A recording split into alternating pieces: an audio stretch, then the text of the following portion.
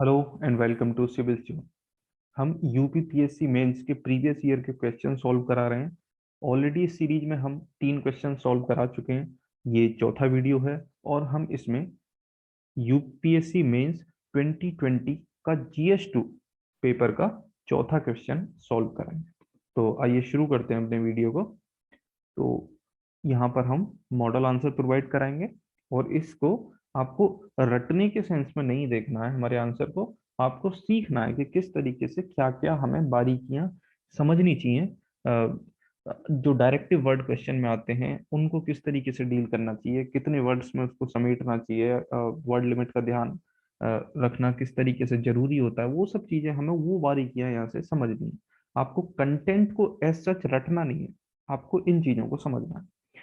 तो question was कि article 32 is the soul of the Indian constitution, explain it in brief. 8 marks का question था, 125 शब्दों में हमें इसको लिखना था। यानी कि अनुच्छेद 32 भारत के संविधान की आत्मा है, संक्षेप में व्याख्या कीजिए। तो यहाँ पे लिखा हुआ है, जो डायरेक्टिव वर्ड है वो है एक्सप्लेन। तो एक्सप्लेन का मतलब क्या है? देखो, एक्सप्लेन का मतलब है कि आपको यहाँ पे अपना कोई पॉइंट ऑफ व्यू नहीं देना है ना। आपने जो नॉलेज इकट्ठी की है आर्टिकल 32 के बारे में वो लिखनी है, और उसके पक्ष में कि किस तरीके से ये soul of the Indian constitution है, उसके पक्ष में कुछ आपको 2-3 बातें लिखनी है। उतने में ही आपके 125 शब्द पूरे हो जाएंगे। कोई यहाँ आपको पॉइंट ऑफ व्यू नहीं मांग रहा है कि आप ये लिखने बैठ जाओ कि नहीं, कि ये article 32 soul of the Indian constitution नहीं है। नहीं, ये नहीं लिखना। वो क्रिटिकली इवेल्युएट अगर बोलता तब लिखना था। तो ये हो गया एक्सप्लेन का मतलब। तो सिंपल क्वेश्चन है, कोई दिक्कत ही नहीं है इसे समझने में।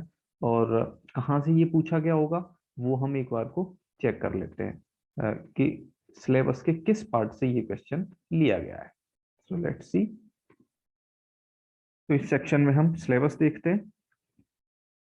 तो पहला ही जो पार्ट है, जब आप मेंस का सिलेबस उठाओगे तो सिलेबस जीएस 2 का यहीं से शुरू होता है। इंडियन कॉन्स्टिट्यूशन, हिस्टोरिकल अंडरपिनिंग्स, यानी कि ऐतिहासिक आधार, इवोल्यूशन, किस तरीके से संविधान का विकास हुआ, उसके फीचर्स क्या हैं, यानी विशेषताएं क्या हैं।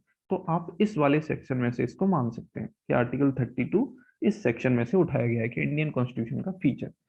इसके बाद amendment, significant provisions and basic structure यहाँ से भी ले सकते हैं, क्योंकि जो article 32 it is the part of the basic structure. ये पार्ट भी आप मान सकते हैं। इसके बाद आता है role of Supreme Court in evolution of basic provisions of Indian constitution. तो ये जो पहला सेक्शन है, आप कह सकते हैं कि part first of the GS 2 syllabus, वहीं से क्वेश्चन सीधा सीधा उठा लिया गया है। तो आइए इसका आंसर देखते हैं। सबसे पहले इंट्रोडक्शन। देखो, हम इसको मॉडल आंसर लिख रहे हैं और मैंने यहाँ पे अ, एक फिगर लगाया हुआ है। इसका मतलब क्या है? इसका मतलब ये जो आदमी खड़ा हुआ है ये हम है। सिविल जोन का रोल यही वाला है ना। वो आपको दिशा दिखा रहा है सिर्फ, है ना, कि आपको आंसर किस दिशा में लिखना है ना। कंटेंट का दिशा क्या होना चाहिए। हम बिल्कुल आपको रटाना नहीं चाह रहे हैं कि आप इसी आंसर को रट लीजिए। तो ये आप अच्छे से समझ गए होंगे।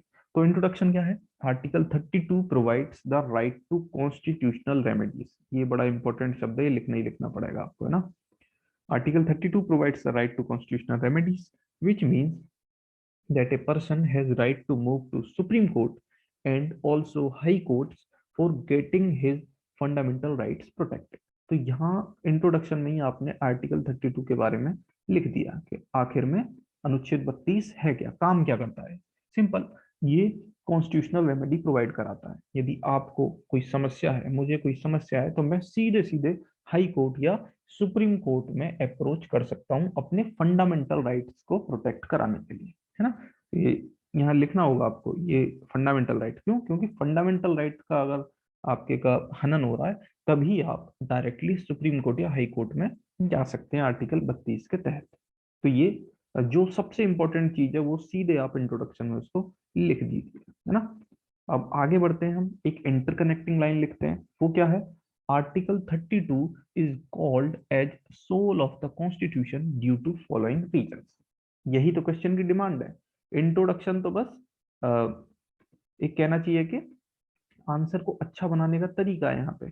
अदरवाइज क्वेश्चन तो यही पूछ रहा है कि किस तरीके से article 32 soul of the constitution है, तो वो इसलिए है। अब हम आगे रियल आंसर पे आते हैं, जो हमें एक्चुअल डिमांड पूछी गई है। तो 4 पॉइंट लिखे हैं यहाँ पे मैंने, ये ज्यादा वर्ड्स बन भी सकते हैं 125 से, आप 3 भी लिख देंगे काम चलेगा। क्या क्या है वो 4? नंबर 1 कि supreme court has included it in basic structure. बहुत इंपॉर्टेंट चीज है, जब बेसिक स्ट्रक्चर में आ गया है तो वैसे ही इसकी इंपॉर्टेंस बढ़ गई है ना।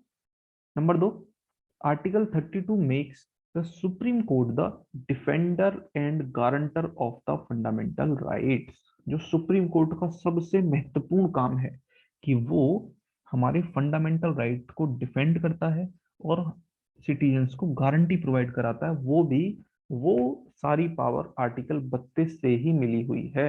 यानी सुप्रीम कोर्ट की जो मूल पावर है वो भी आर्टिकल 32 से आ रही है। Power to issue writs come under original jurisdiction of the Supreme Court. Original jurisdiction का मतलब क्या है, वो आगे लिखा हुआ है। which means that a person may approach Supreme Court directly for remedy rather than by way of appeal, है ना। अगर फंडामेंटल राइट आपको लग रहा है खतरे में है, तो आप डायरेक्ट सुप्रीम कोर्ट में जा सकते हैं, ना कि अपील के थ्रू, यानी पहले लोअर कोर्ट में फिर हाई कोर्ट में, है ना।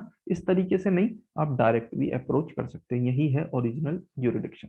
नंबर 3 क्या है, article 32 can also be invoked when court takes up certain grievance which falls in the realm of public interest litigation। अगर आप एक एनजीओ के थ्रू, है ना, एक ऑर्गेनाइजेशन के थ्रू आप पीआईएल लगाते हैं, तो भी कोर्ट इसको सुनेगी, है ना, आर्टिकल 32 के ही तहत। Number 4, the right guaranteed by this article shall not be suspended except as otherwise provided for by the constitution। यानी इतना आसानी से इसको इस राइट को छीन छीन नहीं सकते, है ना। केवल आर्टिकल 359 के तहत जब नेशनल इमरजेंसी होती है तभी इसको छीना जा सकता है, वो भी एक पूरे प्रोसीजर को अपनाने के बाद, ना कि इमरजेंसी लगी तो आर्टिकल 32 गया, ऐसा नहीं होगा, है ना। तो ये आप समझ सकते हो कि कितना इंपॉर्टेंट आर्टिकल हो जाता है। तो इन 4 पॉइंटों में आपने बता दिया कि क्यों ये soul of the Indian constitution कहा जाता है ना। अब फाइनली इन्हीं चीजों को आप एक 2-3 लाइन में कंक्लूजन में लिख सकते हैं। क्या लिखा है मैंने conclusion, the impact of article 32 has been huge with landmark cases like Shreya Singhal versus Union of India, है ना,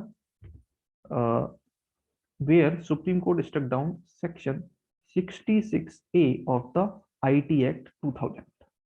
एक और case, Meera Santosh Pal and others versus Union of India and other, where Supreme Court gave judgement on medical termination of pregnancy of a 24 week foetus, है ना। आप जरूरी नहीं है 2 उदाहरण लिखें, एक उदाहरण भी लिख देंगे चलेगा, वैसे भी कंक्लूजन थोड़ा छोटा ही हो तो बेहतर है ना। 125 वर्ड्स में तो और ही बेहतर है। लेकिन अगर आपको केस याद है तो आपको जरूर लिखने चाहिए, उससे इम्पैक्ट बहुत पड़ता है ना। वहीं आपका एक क्वेश्चन में आधा 1 मार्क्स वहीं बढ़ जाता है, क्योंकि आपने सीधे सीधे आपने केस लिखा हुआ है, या आर्टिकल जहां जरूरत है वहां लिखना चाहिए। तो Shreya single versus Union of India बहुत फेमस केस है। जो आईटी एक्ट का सेक्शन 66A है वो इसी केस के थ्रू खत्म हुआ था, है ना। और आपको पता है कि जो medical termination of pregnancy bill है, कि इसका नाम शायद ना पता हो, लेकिन इस बिल के बारे में आपने जरूर सुना होगा, medical termination of pregnancy bill, है ना। तो ये सुप्रीम कोर्ट में काफी दिन केस चला, मीरा संतोष पाल का केस, है ना। वो भी आर्टिकल 32 के तहत ही सुप्रीम कोर्ट ने उसको सुना था।